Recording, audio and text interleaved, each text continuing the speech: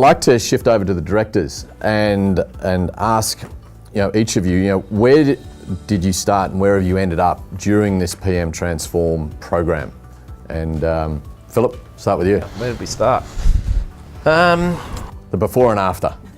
Well, the before. Well, the things that have changed, I suppose the easiest way to answer that question is put more accountability into the staff to report back. So from the BDM to actually report more often and more regularly and with a little bit more in-depth information than just the commission claim at the end of the month. From an ongoing point of view, I think from my point of view, I found that rather than me trying to wear a director's hat, a sales hat and a property management manager's hat, I've lent more towards treating property management as the most important thing. So someone set it up, and I think property management should be number one. Yep. Mm-hmm. So that, I think, that mindset and focus on that department, I've seen dividends of it already in the way it's grown and probably the things we've changed. That was a big thing for you, wasn't it? I remember having a conversation in one of our sessions and you were like, this to-do list, it was almost like, you forget, that's the little things that you forget. You're meant to do it. But it's not a little, it doesn't seem like a big thing, but it is, yeah. Great. Yeah, super, thanks. Adriana, what about you, the before and after story? When I came into this, I thought we're doing pretty well. Yeah, good place to start. I thought, this should be pretty easy. Not easy, but it's been quite eye-opening for us. On the short term, we've applied a few things straight away. So we did keylog with our key systems, the portals. We finally unleashed them. I let go of my control on that. So little logistical things. With the staff, as I said, Julie's helped, and Neil, it's helped me understand staff and where I should be deploying them better. And I just realised there's another level I need to get to. And I need to withdraw and empower my staff. They're really good staff and I'm just micromanaging them at my expense. And I should be doing other stuff. What's their reaction been? It's been, some of them are scared. They're thinking, what are you going to make me do? Rephrase that. They're excited and, any sort of change in the business. I've got long-term staff. I've got staff that have been there 8, 9, 7, 5 years. So I've got them there, I just haven't moved them in the right positions, I don't think. And I'm getting excited about this time I'm going to have to do other stuff, work on the business, as Tanja said, be the eagle that flies over and looks at everything as opposed to getting bogged down. And if you can get someone to do it 95% how you want it done, that extra time you get for yourself is worth it to go out and get these opportunities that, Charles is talking about. So, yeah, that's fantastic. Where we're at. It's a big shift. It is. It's really exciting. Kelly, what about you?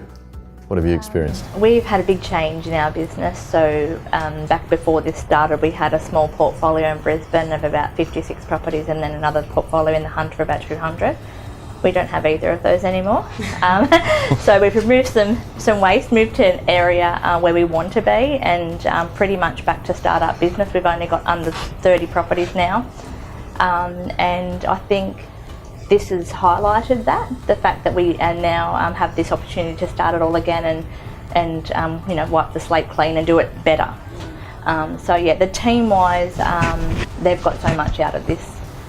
I used to be pretty much like Adriana and trying to have a bit too much control over them, and now I've just learnt to, these guys are here, they're doing an amazing job, just let them go with it, and when they make a mistake, we'll fix it, rather than just letting them get it right every time and being perfect. I guess in hindsight, we're going to do the simple things well, rather than trying to cover everything. Just take it back a few notches and just try and be the best at those 1%ers and doing that 1% more than everybody else. Super, great, thanks. Trent?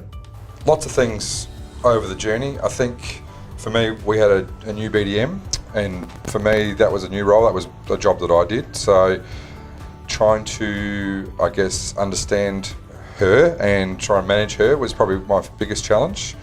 She's an excellent salesperson, but I'm used to doing that job, so I was trying to work out what I should be doing with her to manage her, with Fiona and Lauren who've worked with us there. It's been terrific.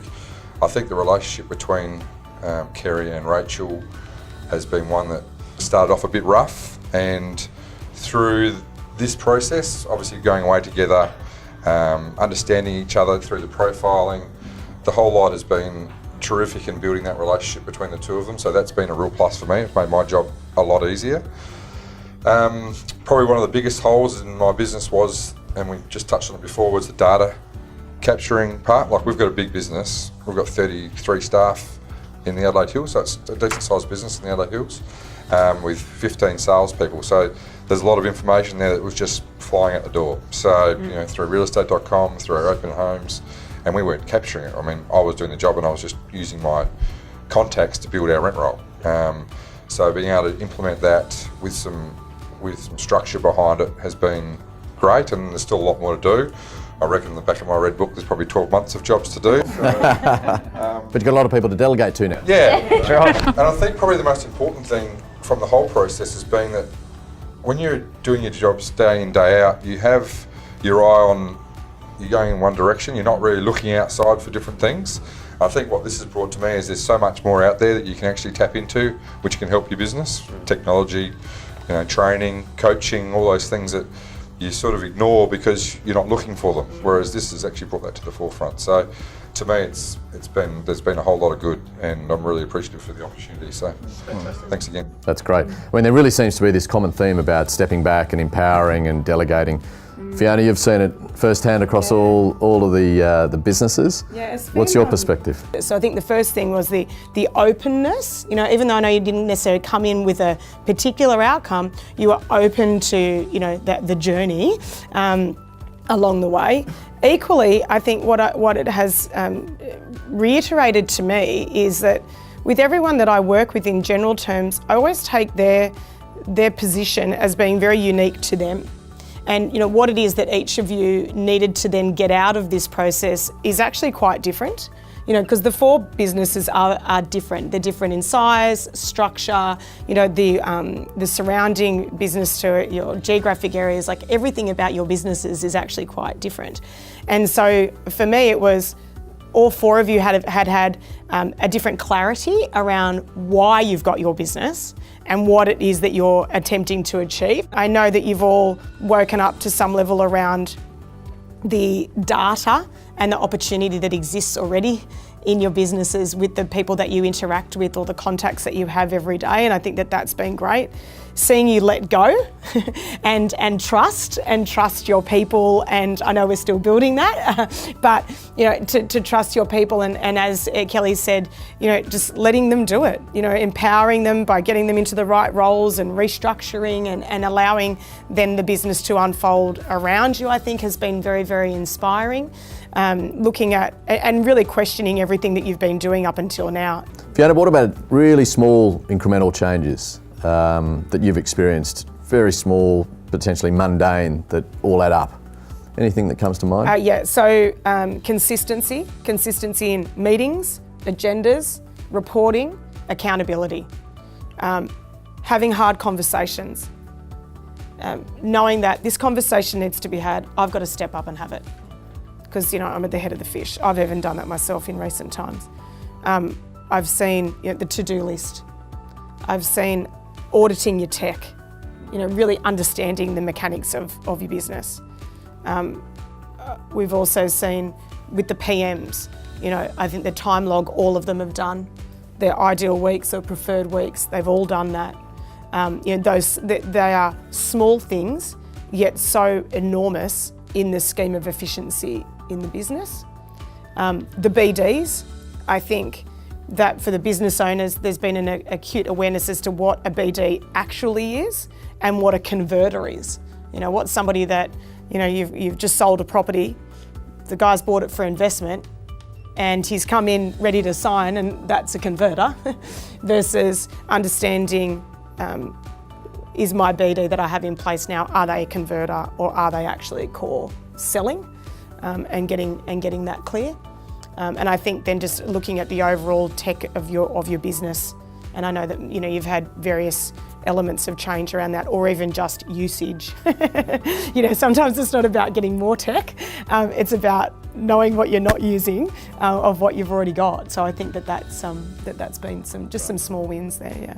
Yeah. Oh, and listing presentation kits. Yeah, everyone's looking at their kits because they were all woeful, but we're getting back there now.